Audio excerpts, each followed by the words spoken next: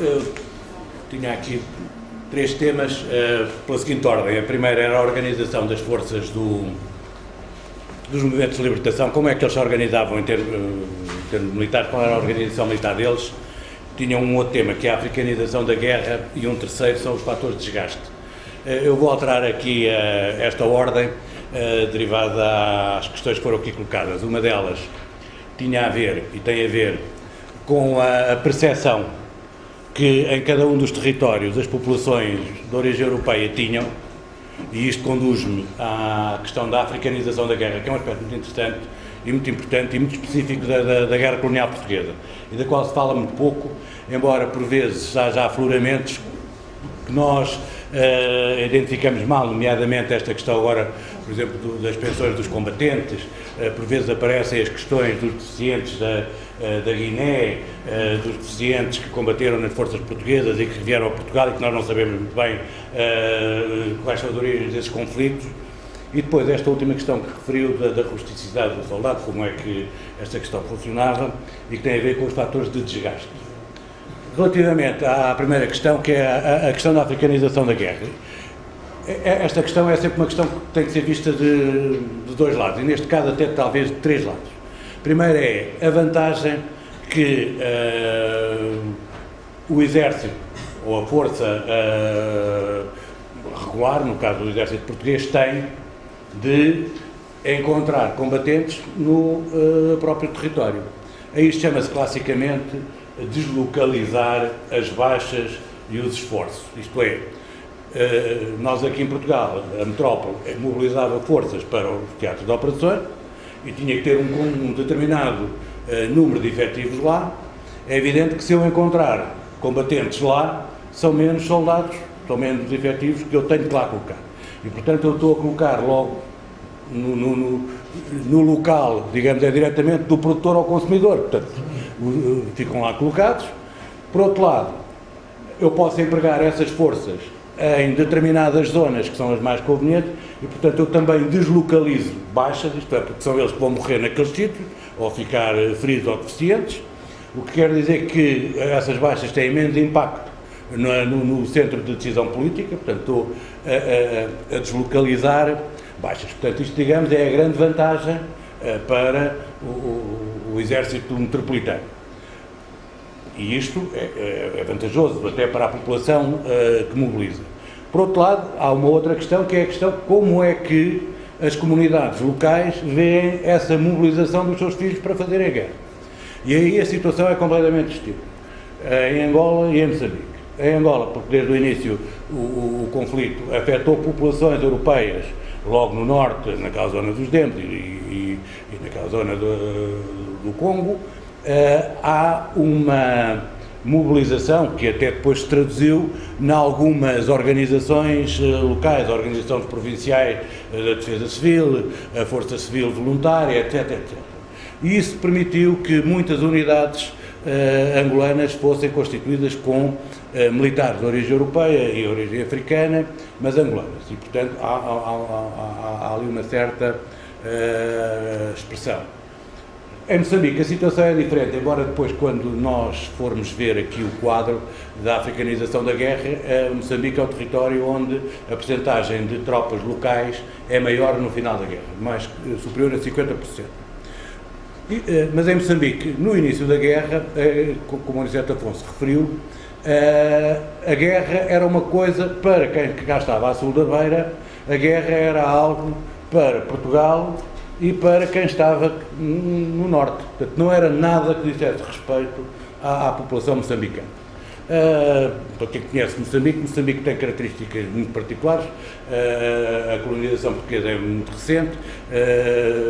A ocupação do território não foi feita sequer por portugueses e por empresas portuguesas, é feita por empresas majestáticas inglesas, a Companhia do Niassa, a Sena Sugar, os caminhos de ferro eram ingleses, os portos eram ingleses, e, portanto, a grande ligação de Moçambique é à África do Sul e ao Interland, que era a Rodésia, que hoje em dia é o Zimbábue. E, portanto, havia uma percepção junto à população de origem europeia moçambicana, que eram praticamente todos funcionários das grandes empresas, ao passo que em Angola eram normalmente proprietários de terras, ou proprietários de empresas em Moçambique eram maioritariamente funcionários de grandes empresas e, portanto, tinham um tipo de mentalidade que era, se nós tivermos aqui alguns problemas, Moçambique pode-se partir ao meio, para cima fica independente e fica com os negros, e nós aqui fazemos uma aliança com os sul-africanos e com os rhodesianos e, portanto, as coisas funcionam assim. Isto estava muito na cabeça daquela comunidade, e daí a reação muito violenta, que o Alexandre referiu, quando em 1973 começam a ocorrer ataques da guerrilha a populações brancas naquela zona de Vila Peri, já na zona de Teta, caminho da Beira, e isso dá enorme reação. Mas, entretanto, em Moçambique, por um conjunto de fatores, portanto, estamos a falar da africanização da guerra, são criadas uma enorme variedade de forças locais, forças africanas. São criados os chamados grupos especiais, que eram tropas negras locais, que constituíam aquilo que na Guiné correspondia mais ou menos às milícias. Ali são grupos que que são mobilizados nos regulados, são instruídos e armados pelas Forças Armadas e depois vão combater nos seus locais de residência, de nascimento, nos seus locais de origem. Portanto, são os GEs. Isso depois evoluiu de tal forma que já havia um grupo desses paraquedistas.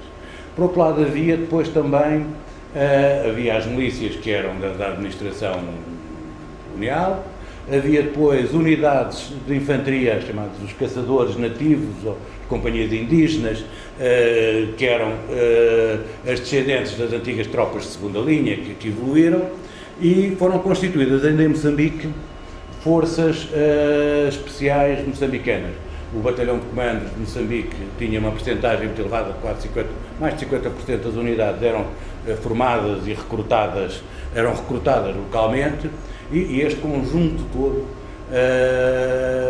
deu uma percentagem superior a 50% das forças que estavam em Moçambique. Em Angola, a variedade era maior ainda, em termos de recrutamento, porque se constituíram forças, umas com base nas milícias, portanto, tropas negras que eram armadas e utilizadas pelas Forças Armadas Portuguesas. Havia um aproveitamento que foi feito de dois grupos de dissidentes, uns os chamados leais e outros os fiéis, os chamados fiéis catangueses, que eram tropas que tinham estado ao serviço, tropas congolesas, tinham estado ao serviço do Tchombé, quando o Katanga, na tentativa de independência do Katanga, quando essa tentativa é derrotada, essas tropas do Tchombé, com alguns mercenários europeus, vêm para Angola e Portugal agarrou neles e constituiu logo uma unidade à qual, curiosamente, chamou os fiéis. Não se sabe aqui, mas eram os fiéis, chamados os fiéis catangueses. Por outro lado, houve uns outros dissidentes, também tropas que tinham estado em rebelião com as autoridades da Zâmbia e que também, quando a situação se estabiliza na Zâmbia, nós portugueses também os recolheram e a esses chamámos os leais. De maneira que tínhamos os fiéis, que eram os transfugas do Congo, e os leais eram os transfugas da Zâmbia. E a este conjunto também nós demos um comando e uma organização militar portuguesa. Além desses, foram criadas umas outras tropas, porventura já ouviram falar, que são os flechas, que esses aí derivam de uma questão que colocou há pouco, que eram antigos guerrilheiros, que eram ditos recuperados, entre aspas, eram interrogados, tratados, manipulados de qualquer forma, e eram reintegrados em unidades comandadas e organizadas pela PIDE-DGS. Portanto, os flechas eram unidades da PIDE-DGS, portanto, tinham estes que eram antigos guerrilheiros e aos quais se juntaram depois pisteiros do bocado baixo do sul, da zona da Namíbia, que eram os Hottentots ou os Kimans, são aqueles povos que falam aos estalinos e que eram excelentes pisteiros. E, além destes grupos, havia depois os GEs, havia milícias e havia unidades locais. Digamos, isto é que era a grande obra da africanização. Na Guiné, a questão era dentro da mesma linha, havia milícias que eram unidades etnicamente homogéneas, Fulo, Balanta, etc., que se encarregavam da defesa de determinadas aldeias, que na Guiné se chamam os tabancas, eram responsáveis pela segurança própria e faziam operações em apoio das Forças Armadas Portuguesas, como guias, como pesteiros, etc.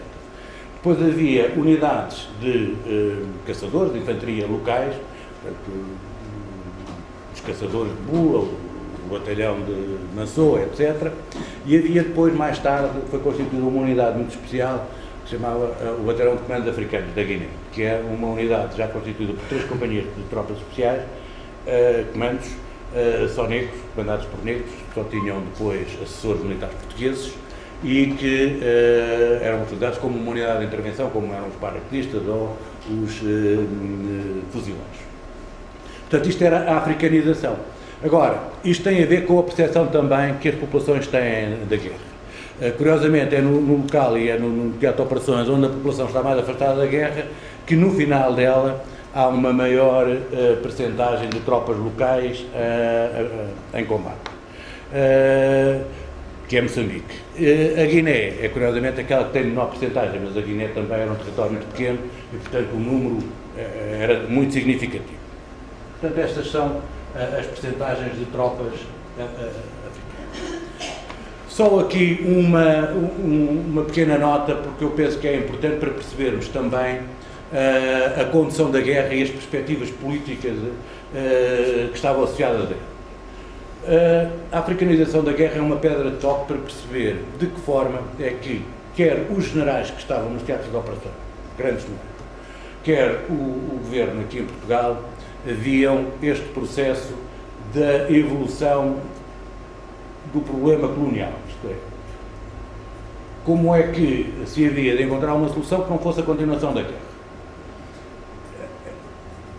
Claramente, em Moçambique, a africanização da guerra é feita pelo general Couto da Rega a partir de 1969-70. E é feita na seguinte perspectiva, é a perspectiva de agregar o maior número possível de efetivos locais para juntar aos efetivos metropolitanos e com a maior massa possível fazer a guerra mais violenta e militarmente mais violenta possível. É uma solução do tipo que foi encontrada pelo general Westmoreland no Vietnã. Portanto, grandes operações, grandes efetivos e provocar aquilo que se chama a batalha decisiva para alcançar a vitória. E para isso todos os efetivos serviram. Esta é a lógica. Em Angola, a africanização da guerra faz-se por incorporação da população de origem europeia ou assimilada na guerra. E daí que haja também efetivos numerosos que entram na guerra na ideia de que é possível que aquela comunidade que existe, que está em Angola, que pode garantir a sua defesa. E é esta a ideia. E tanto militarmente a guerra em Angola era uma guerra estabilizada que, se fosse possível ter encontrado uma solução separada das outras colónias, porventura podia ter sido encontrada. Agora, na Guiné, a africanização da Guiné corresponde ao pensamento político do general Pino, que é completamente diferente do pensamento político do general Couto da Rega.